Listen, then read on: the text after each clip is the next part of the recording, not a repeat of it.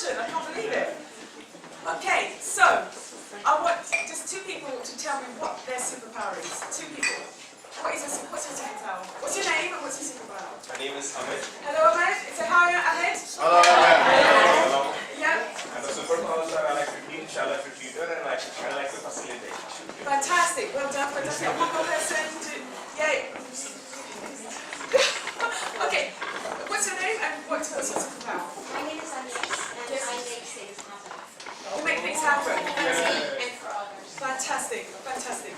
Okay, so normally with these people get to share what they're doing as they're going along. But what I would love you to do is to keep it all until the end of the evening, because then you can share about one particular thing that you love doing, an activity or something you've learned during the evening, and we're leaving all of that to the end so everybody can get a chance at the end. Is that okay? Yeah.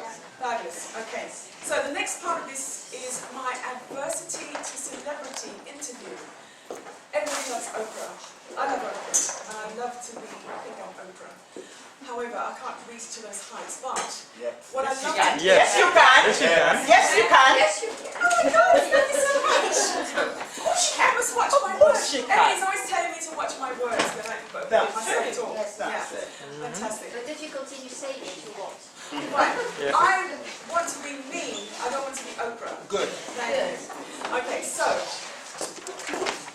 the adversity to celebrity interview is about somebody who's been through adversity, they've come through and they're celebrating their success in life or business. And they're not any celebrity out there being famous on TV, but they're a celebrity in their own life, and they've been a celebrity in their business. And what I like to do is to have them as an interview, and then we can have a bit of a Q&A, and you get to know more about them than just speaking to you. Because when people are presenting to you, they tend to present to sell or present for a particular reason. In an interview situation, we can get into a more deeper conversations. Now, the person I'm inviting to speak tonight, to be my guest tonight, I met on at the Fearless Speakers Academy. He was the host. And he had such energy, and he has such vibrance, and he was speaking English with an Italian accent, better English than me. And I think, whoa, this guy is phenomenal. And since then, I've joined his business community, his coaching community. He coaches to be speakers and to progress their business. And he's helped me already in terms of filling this room. I mean, normally I don't get this many people, do I, Emily? No. But, you know, sorry? Magic cane. Yeah, absolutely. You're the magic people. So, without further ado, I'm going to invite and introduce my good friend, Simone Vincenzi. Thank you.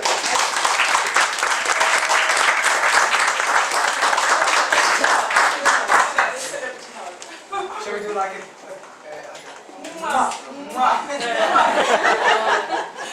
Oh, fabulous. Okay, so Simone. Simone. I think you're an amazing person to come from another country to England and be starting a business and doing everything in a foreign language.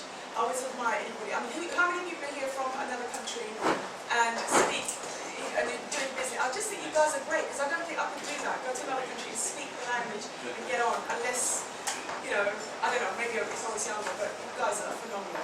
So, Simone, tell me, why are you here? Why are you in England and not beautiful Italy? Tell me a bit about your story. Right, why am I here? I personally think that Italy is a great place to go on holiday. If you want to go on holiday, choose Italy, it's awesome. I'm going to get married next year there.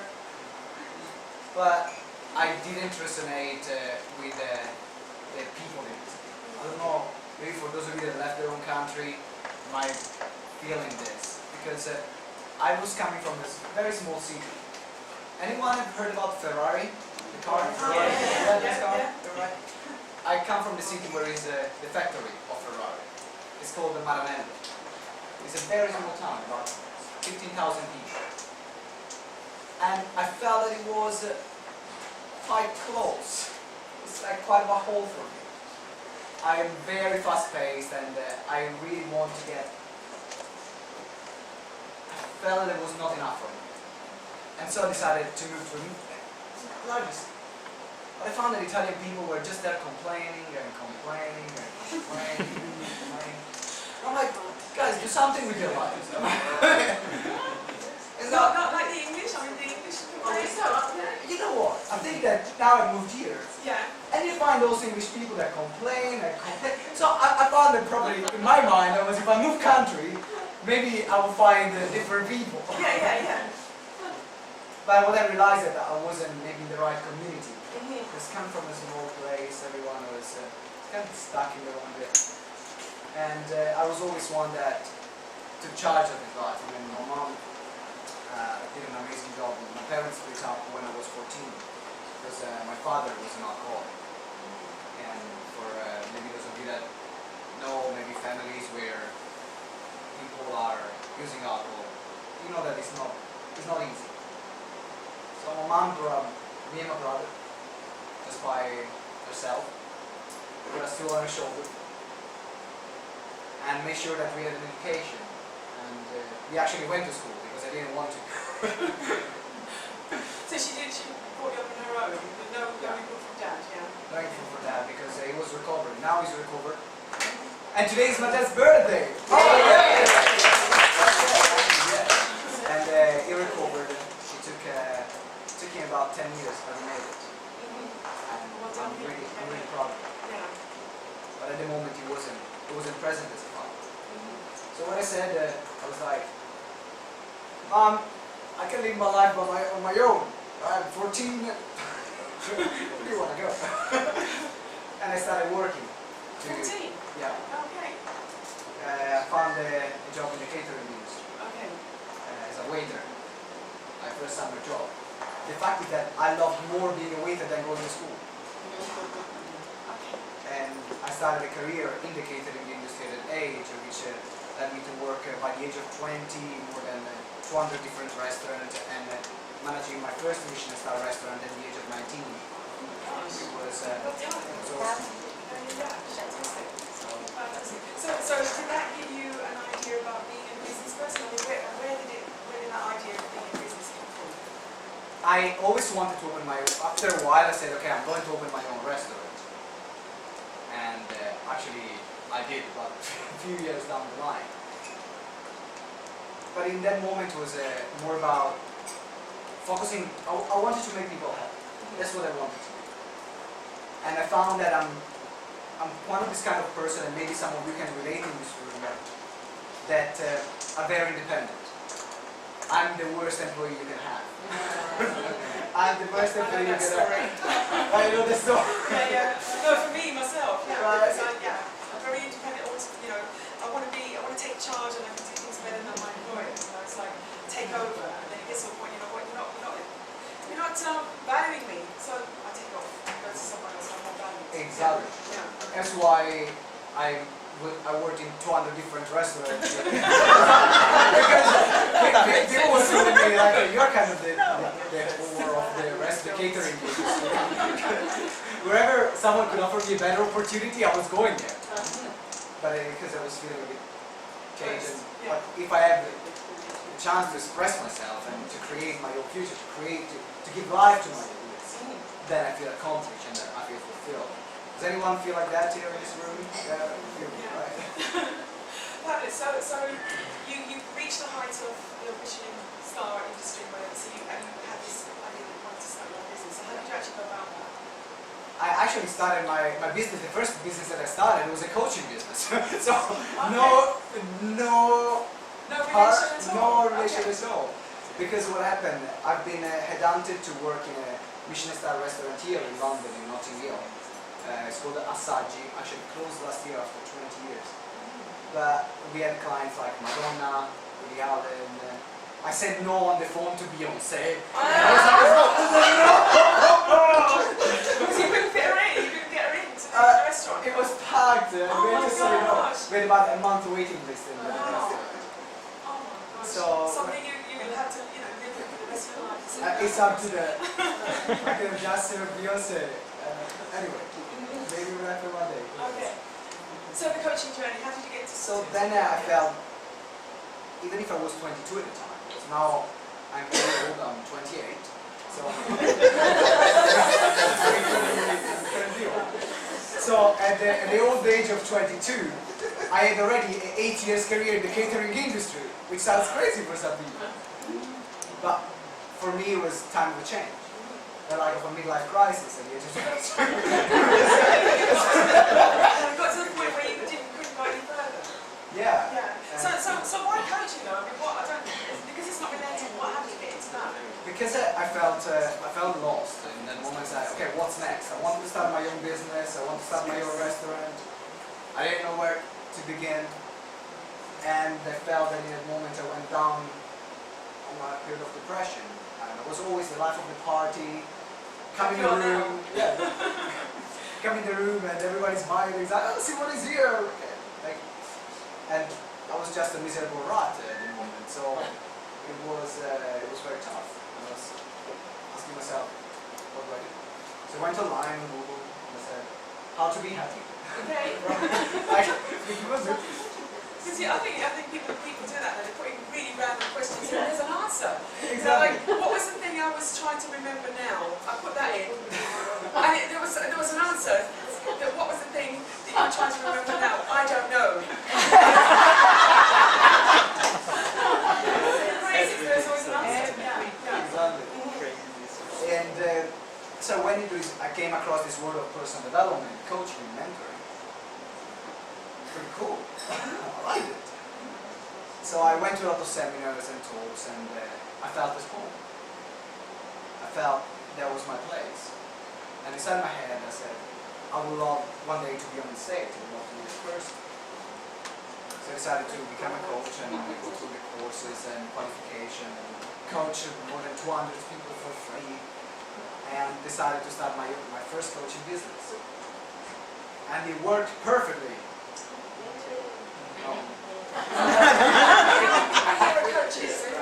Coaches, yeah. Have you been through some kind of downward spiral, or was it always, did you take off straight away? Yeah, it was tough, wasn't it? That's Yeah. Okay. Because I think that, I mean, I had no clue about running a business, that's the truth. I was a great coach, but I didn't know about running a business. And that's what actually is a business.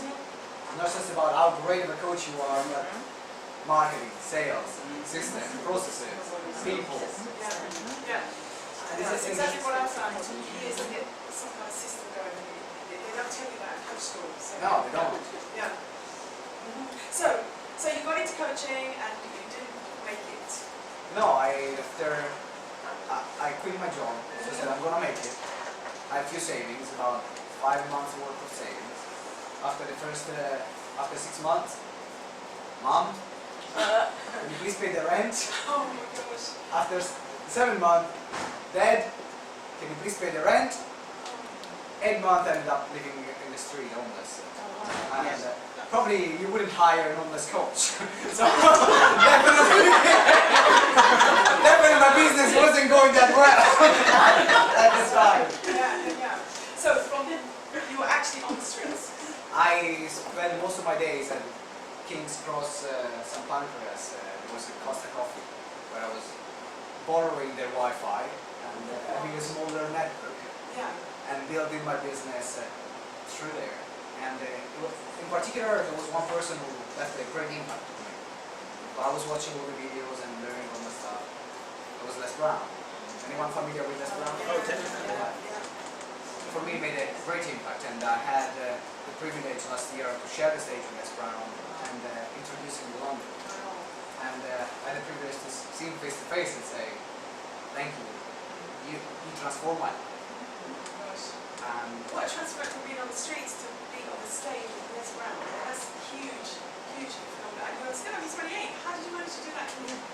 That was about, it took me from that moment to be 4 years. 4 years. 4 years, about 20 hours a day, coverage, average. Yeah. Hustling. Working there, hustling, understanding how business work, learning, getting mentors, and then And implementing. Yeah. phone calls, events, run more than 170 events in the past 3 years. Genius. It was starting from a small room where we started with, there was anyone familiar with Acne City Farm? Acne City Farm is an organic farm in the middle of Hackney.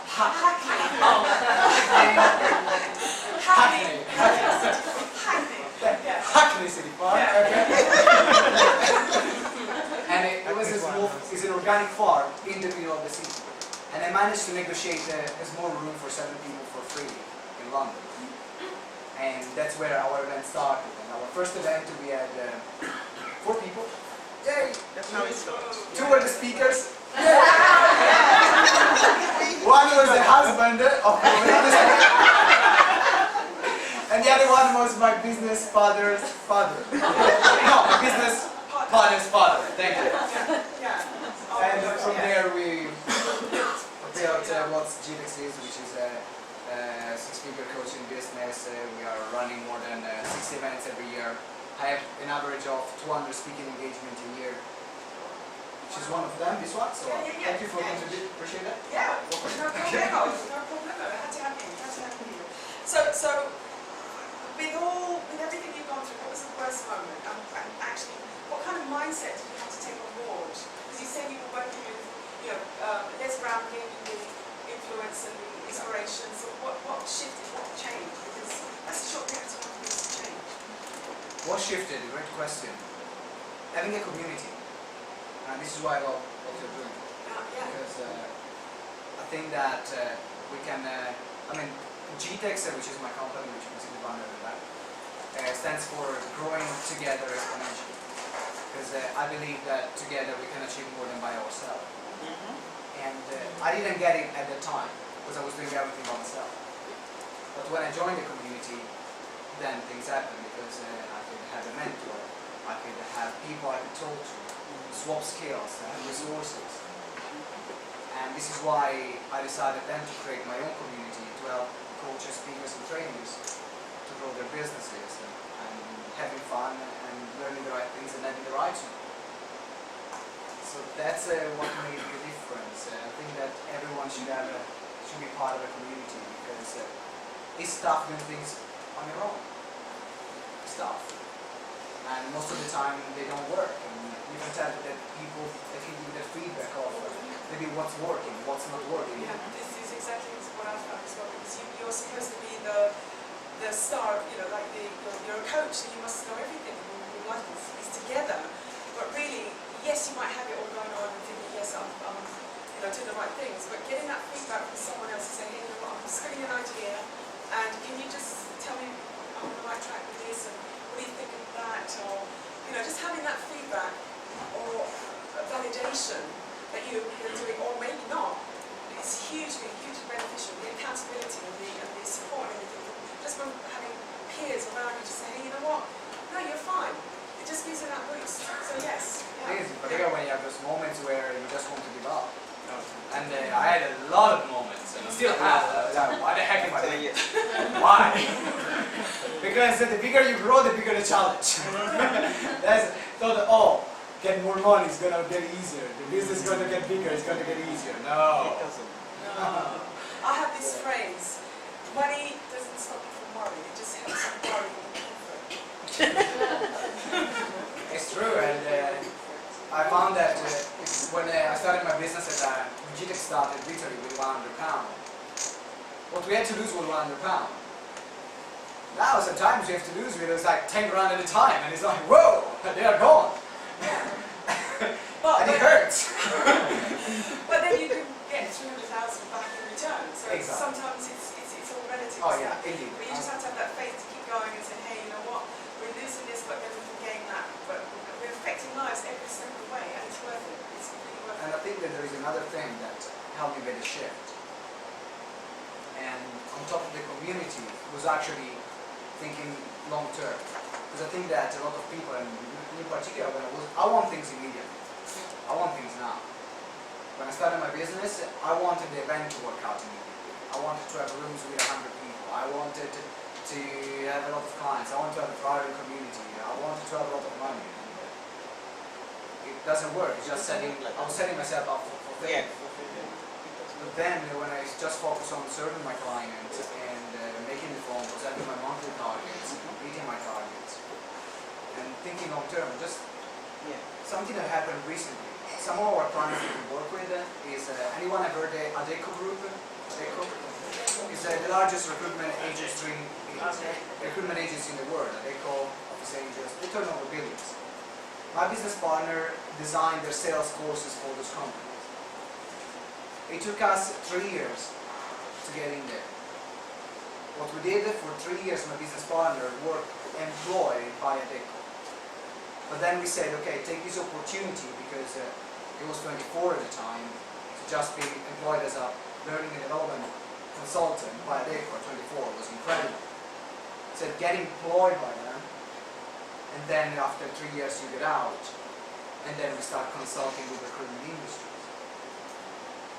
So you had a game plan in the first place to Yeah. make that really happen. And it was frustrating, because for him, it basically, I was working, growing the company by myself, and we didn't have any assurance that that was going to work out. And he obviously wanted, as an entrepreneur, so he didn't want to work for another company. He wanted to consult. But we had the patience, we stuck around, and now we're building really good contracts. But I think that thinking about more the long term rather than the short part. Yeah.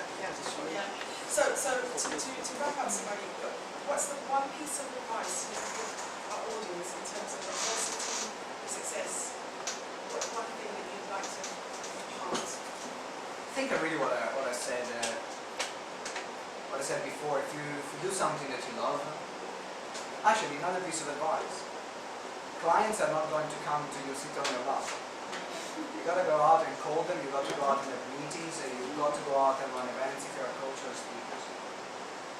Because I've seen that a lot of people, their lead generation strategy is pretty pictures on Facebook. Yeah. Good luck. Good luck. And I mean, I personally connect generally with 20, 30 potential clients every single day. If I need to hit my sales target, sometimes even 50 every single day. And it doesn't matter how big the events are, how big the name is. I mean, I did an event with Gary Vaynerchuk, and it was amazing in a boxing ring. We organized an event for him. I saw that, and I didn't realise it was you that did that. So I wasn't the organizer. What happened? People call me to sort shit out. Yeah. That's what I mean, because I've done so many events. And if someone has an event with a big speaker, and maybe it's the first time, I make sure that the event runs smooth. Because I've had all this experience. And so they call me in and they say, we have an event with Gary, we never run an event before. They had an event with 500 people, 4 crew members, and 1 hour to access the venue. Right? Oh God. Okay, Yeah, so because I've done crewing, and that is not full. Yeah. so I was like, you're freaking crazy. But then we made it happen, organized the crew, made things happen, tapping into a lot of people, part of our GX family. We're going out there and support them. And I think that's the biggest piece of advice: learn how to sell. Because if you don't have not able to sell yourself, then it's going to be tough. It's going to be very, very tough. And that's why I'm passionate about helping people learning, teaching them how to sell themselves, how to sell from stage, how to set up an event that can really sell.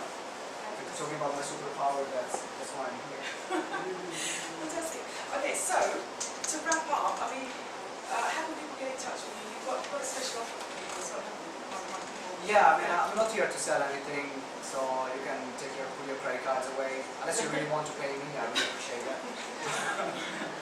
I have a course which we sell for £47 that teaches people how to sell. It's called Sales Mastery. We go on through how to set up a conversation, how to handle objections, because a lot of people might think they know how to sell, but actually they don't know. And I think based on results, if someone is the reason why I got on stage with Les Brown, the reason why I got on stage with Gary Vee, is because I was able to sell myself to the event organizer. And selling yourself is the biggest skills that you can have. So I can give you this program for free. The only thing that you have to do, I've got some forms at the back. You can put your name, email address, and phone number, and then we will send you the program as well. And then you will let me know if someone is interested to know more about our events and connect with me. It will be great to hear from you. But I think that what you're doing is amazing. Thank you. Because is your launch, is your first event. Look what they have created. Well, thanks to you, because this doesn't have to happen. It's your sales, and whatever you taught me, this is the result. So, and the results speak for themselves. So I think, you know, you're phenomenal. And thank you for this as well. So, and thank you.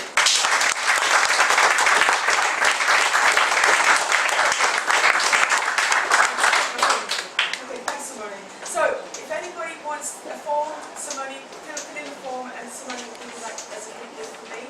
And also, we're just going to take a break now. Yeah, the forms are just at the back where there is a G box. And then you can put your name, number, email address, and that's what it is. So I see like the form can be. So we'll have a break. Simone's phones at the forms at the back. You're going to chat with him during the break 15 minutes. So what time are we back at 8:10?